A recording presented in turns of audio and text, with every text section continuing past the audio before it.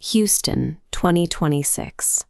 On paper, the opening week of Group K looked like one of the heaviest mismatches on the entire tournament board. Portugal arrived carrying the burden of a legacy's final chapter. At 41, Cristiano Ronaldo was walking out for a record-equaling 6th World Cup, attempting to secure the one trophy missing from his career before the window closed forever. There was also the weight of fresh grief.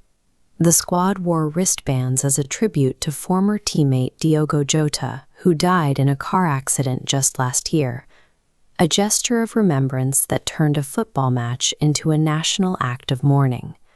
The public and the pundits treated this fixture as a foregone conclusion, a routine 90 minutes for a heavyweight contender expected to cruise to an easy 3 points.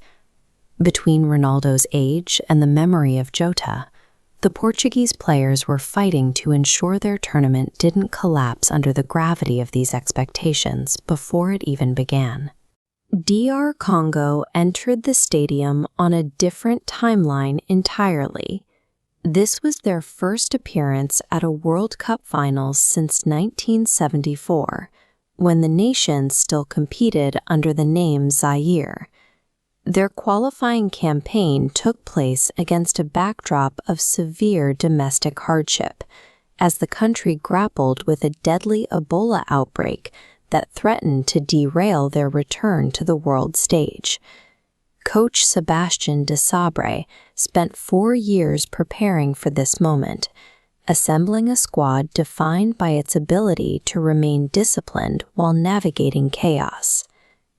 After 52 years of waiting and a qualifying run marked by national crisis, every tackle and transition served as proof that the Congolese program had finally reclaimed its place in the global game. 6 minutes after kickoff, the match seemed to align with pre-game predictions. João Neves headed home to give Portugal an early 1-0 lead. Portugal maintained nearly 70% possession for 40 minutes, keeping the ball for long stretches while shots on target remained flat. This is sterile possession. DR Congo stayed organized in a compact defensive block, allowing Portugal to pass without ever penetrating the penalty area. That organization eventually allowed the underdogs to strike. Cedric Bakambu forced his way through the Portuguese midfield and rattled a shot off the near post, a clear sign that Portugal's control of the ball wasn't the same as controlling the match. Deep in stoppage time, Yoani Wissa rose unmarked to head home an equalizer. It was the first World Cup goal in his country's history. Wissa's header erased Portugal's lead and completely changed the psychological landscape of the game. The heavy tournament favorites went into the tunnel realizing their tactical dominance hadn't actually bought them a result. Portugal spent the second half hunting for a winner, but as the clock ticked down, their play became increasingly frantic and disjointed. Ronaldo spent most of the half on the periphery of the action, a quiet performance that stood in stark contrast to the hat trick his rival Lionel Messi had produced against Algeria only 24 hours earlier. Roberto Martinez tried to solve the problem by substituting Bernardo Silva, but even his most creative playmakers couldn't find a way through the Congolese lines. DR Congo's backline tightened, moving from absorbing pressure to dictating the game, locking Portugal out of the final third with an unyielding structure. By the final 10 minutes, the Congolese defense had replaced early game nerves with a total commitment to their defensive shape, securing their survival through discipline rather than luck. The match ended 1-1.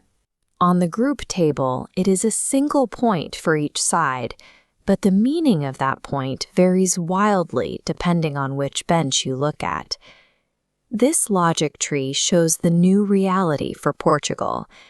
Dropping these points means their path to winning Group K is now much narrower. making their upcoming matches against Colombia and Uzbekistan far more dangerous than they anticipated. For DR Congo, this draw is a historic milestone.